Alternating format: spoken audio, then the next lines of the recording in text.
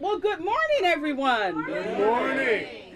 My name is Venus Williams, and I am the Interim Executive Director here at the Fondy Food Center, and it is an honor for us to be able to host this signing as we do the work for the environment, with the environment, and feeding people. And in this incredible park that the City of Milwaukee put in, it is, we're looking forward to all of the goodness that is going to come out of this climate and equity plan. And so, with no further ado, I also want to thank the committee for all of the work, for everyone, for all of the work you have done on behalf of the residents of the City of Milwaukee. So thank you and welcome.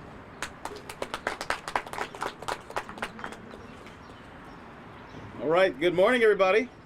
Good morning. Good morning. Thank you, Venus, for that great welcome to everyone here. I want to thank as well the task force members, the city staff, as well as members of Milwaukee's Common Council and other partners for joining me today to celebrate this really historic occasion that we'll be embarking on.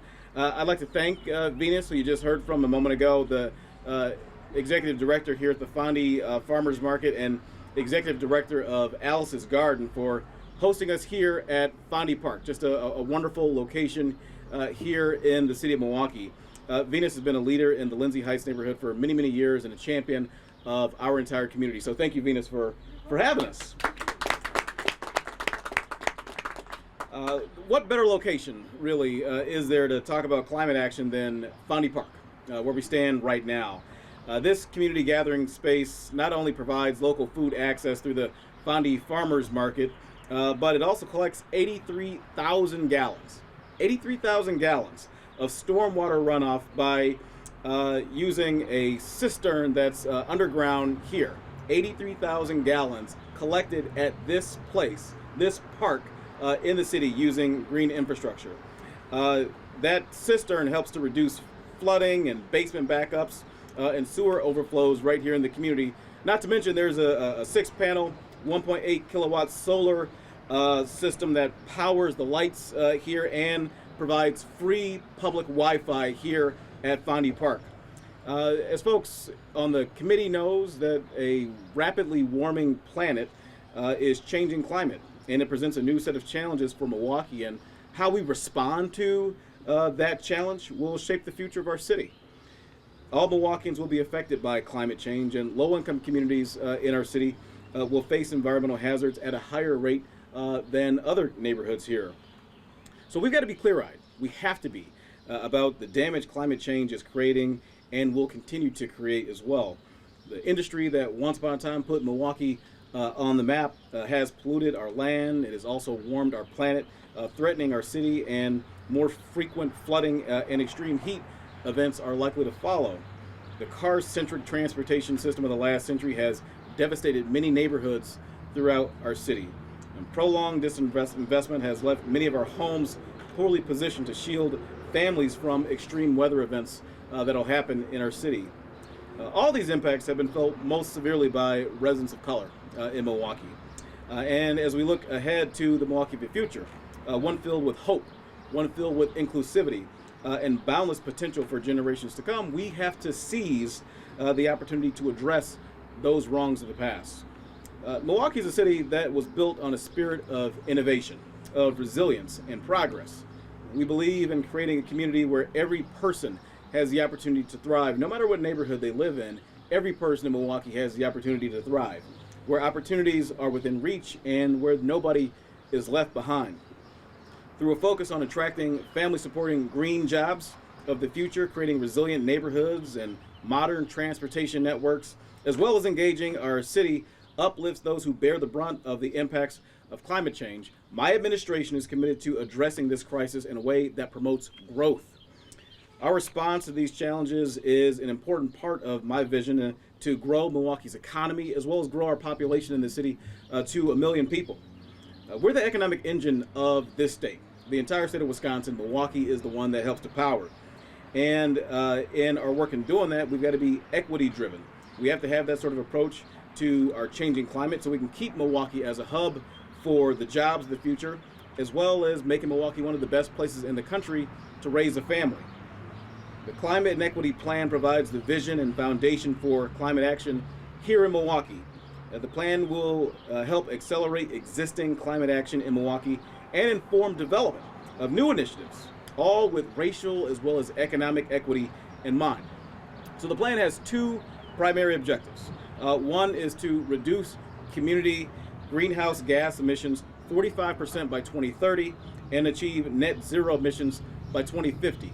The other part of the plan is to improve racial and economic equity by creating green jobs that pay $40,000 and are focused on recruiting local people of color.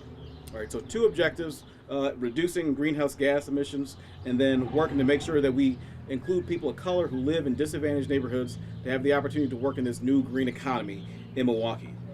The Milwaukee Climate and Equity Plan's goals follow the targets set in the IPCC special report published in 2019. The target aims to keep global temperature rise to 1.5 degrees Celsius, given the significantly worse climate change impacts anticipated at 2 degrees Celsius of warming versus 1.5 degrees of warming. The plan is a direct outgrowth of over 3 years of public discussions and planning through the City-County Task Force on Climate and Equity. The task force includes about a dozen representatives of community-based organizations, organized labor, environmental groups, and our environmental collaboration office as well. So I'm proud of the work our community has produced and proud to sign the plan here at Fondy Park today. By acting on the 10 big ideas listed in the plan, I see a future in Milwaukee where more Milwaukeeans are walking, where more Milwaukeeans are biking, where more Milwaukeeans are traveling by public transit. I see a future where more trees and green spaces beautify neighborhoods and communities like we have right here at Fondy Park. I see a future in which green job opportunities and training is there to support our local economy. I see a future in which homes are safer and more comfortable during extreme temperature events. A future where our children have schools that include nature and outdoor classrooms. Where our buildings and vehicles are powered by renewable energy, not fossil energy, but renewable energy sources. And where we're using excess food from large venues and restaurants to feed our residents experiencing hunger. This is a future I'm truly excited about, both for my family and really for all families across Milwaukee. And I believe that it is possible to do that.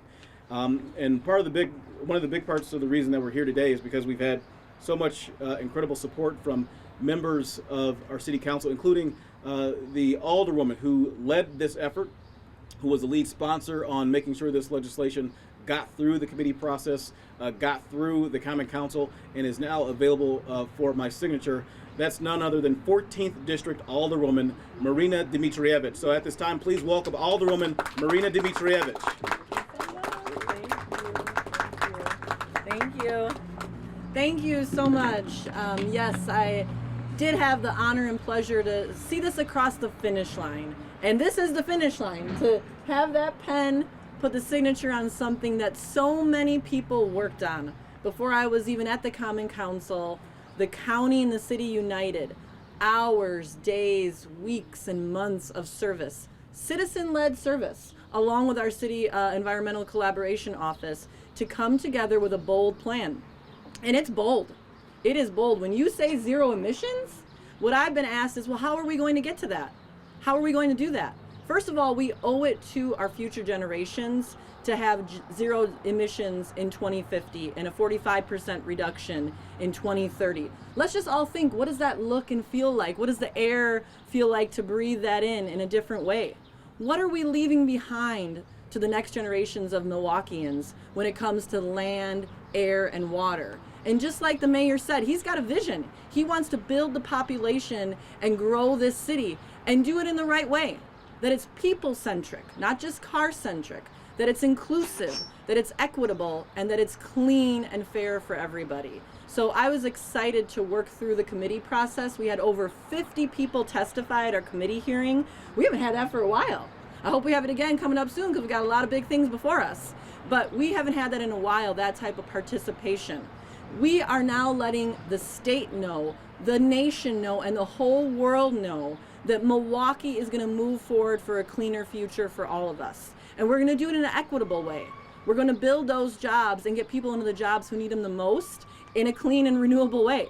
That's the future of our economy and the future of our city. So having Mayor Johnson sign this into law today once again shows everybody that we're done talking.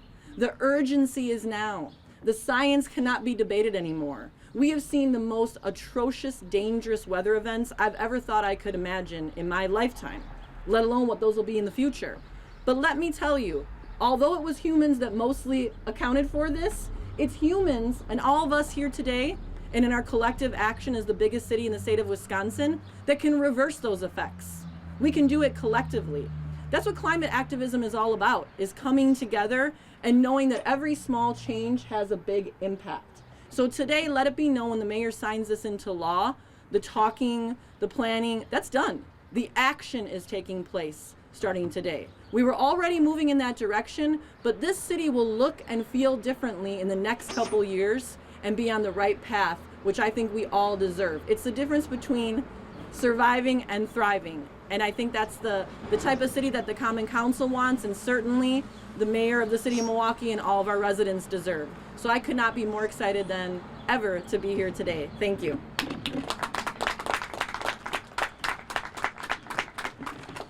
Thank you all for being here. I'm Eric Schambarger. I'm the Environmental Sustainability Director. I'm pleased to lead the city's Environmental Collaboration Office, or ECO, where we're striving to make Milwaukee a world-class eco-city. And I'm joined by my staff here today who are exceptional in making the work possible with a very small staff. We are do heavy lifts in this city. I'd like to thank Mayor Johnson, Alderwoman Dimitrijevic, Supreme Moran-Makunde, and the many leaders who have been on the Common Council before and currently to adopt this plan. It's really exciting to work for a city that has leaders that get it. They get what the stakes are in climate change, but they also see the opportunities to create green jobs in our community. I'd like to spend a few minutes just talking about the specifics of the 10 big ideas that we hope to use to get to the goals outlined by Mayor Johnson of cutting emissions and creating good paying jobs. First and foremost is the Green Jobs Accelerator. That involves getting young people excited about what green jobs are. These are things like the electricians that work so hard to put solar panels in and LED streetlights. These are things like HVAC technicians that can install heat pumps, and people putting insulation into our buildings to make them more energy efficient. And we've got to work to get people excited about these jobs, to get them the training for these jobs, to work with employers to hire young people who want to put in the work to make a better life for themselves and for our city. And so that Green Jobs Accelerator underpins everything in the plan. We have two strategies related to housing. One is to retrofit our existing housing to make them more energy efficient, and doing it in coordination with the city's efforts to cut lead and reduce lead exposure in homes. Then we want to build new net zero energy homes. We have lots of vacant lots in neighborhoods like Lindsay Heights, and just a few blocks from here we'll be building the city's first net zero energy homes that are affordable and comfortable with low and affordable energy bills. Next, we have two strategies related to transportation. This involves, again, as the mayor talked about, people-centered transportation, where we're redesigning our streets to make them friendly for bikes and pedestrians, to cut down on the reckless driving, and to get more people out of their cars. And we know when people walk and bike, that creates more thriving neighborhoods where restaurants and other businesses can flourish. We want to electrify transportation. That means to get cars off of fossil fuels, we need to switch to electric vehicles, and that means we need hundreds more electric vehicle charging stations. Just this past week, we applied for a $15 million electric vehicle charging grant through the federal infrastructure bill, and we hope that can jumpstart people's transition to electric vehicles. With regard to commercial buildings, the big buildings downtown and elsewhere, we're going to work with them to disclose their energy use, and by being more transparent about how much energy they're using, that should drive investments in energy efficiency in our buildings. Then a really, really important one is greening the grid. That means working with We Energies, but also rooftop solar providers to start transitioning away from coal and natural gas and how we produce electricity and get that energy from renewable sources. Last year, we built the largest solar energy farm near General Mitchell Airport, and we need to drastically expand that through direct purchasing from the city, as well as advocating for policy changes. We need to protect and restore nature in the city. That means reducing the amount of blacktop that creates urban heat islands and replacing that with beautiful green spaces that can help us manage stormwater while also keeping our neighborhoods cooler. We need to reduce food waste in this city so that all the excess food that happens at conventions and things like that doesn't just go to the landfill and rot and create emissions, but rather can be captured to feed hungry people. And lastly, and maybe most importantly, we need to work with community-based organizations to get the word out about the climate plan, to help them understand the opportunities and to access the programs that we're developing, mostly with funding from the federal government through the Inflation Reduction Act.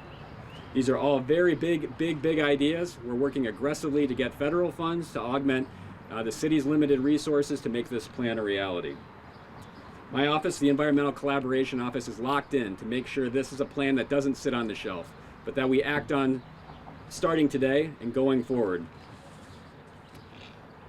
We're already aggressively going after federal funds. I mentioned the electric vehicle charging. We also applied for a $40 million forestry grant that, among other things, will help Milwaukee Public Schools and the good work that they're doing to transform their schoolyards to do more of that and get healthy green spaces in our community. We're also working with the Southeastern Wisconsin Regional Planning Commission to take the city's plan and have it be a model for a climate plan for the entire 4-county region. So that's really exciting, that it's not just the city of Milwaukee, but we're acting in a leadership position throughout the entire region. You can read the full climate plan at milwaukee.gov/climateplan. Now I'd like to turn it over to Supreme Mayor Makunde, who led this team here with the City County Task Force to move us forward. Thank you. Supreme. Good morning. I didn't know I was going to speak today. It is an African tradition that before you address a group of people, you ask an elder for permission to speak. So, Ms. Venus, Ms. Frida, may I proceed? Thank you. So, I want to be here just to talk about some of the great work that we've done. You had all of the individuals who were listed as the original members of the City County Task Force, but I want a special shout out to Ashanti Hamilton and to Nick Kovac. All those few years ago, Raphael and Robert, we were just, let's talk to the city about climate. And we went into his office and he said, let's create a City County Task Force on climate and economic equity. And I also want to make sure that I shout out individuals like Bruce Wiggin and Jennifer Evans as well, who is leading a charge, helping to lead a charge of a citizen-driven accountability group called Our Future Milwaukee. That's the next step. That's one of the work pieces of what we're doing today is Our Future Milwaukee. We are going to do this work, and it's going to be a great partnership between the city, the county, the state, and the federal government. And I am, for one, I'm going to be here to make sure that I am part of that work. I also want to send a special shout out to all of the people who worked in the work groups, who are not a member of the task force, but worked in the many work groups that we had and did those hours of work that go unheralded. However, we're a key part of the work that we're doing right now and the work that we're going to be doing in the future. So I want to thank everybody for being here today. I want to thank Alderwoman Dimitrijevic for her partnership, and I want to thank Mayor Cavalier Johnson for his leadership on this effort as well. Thank you all.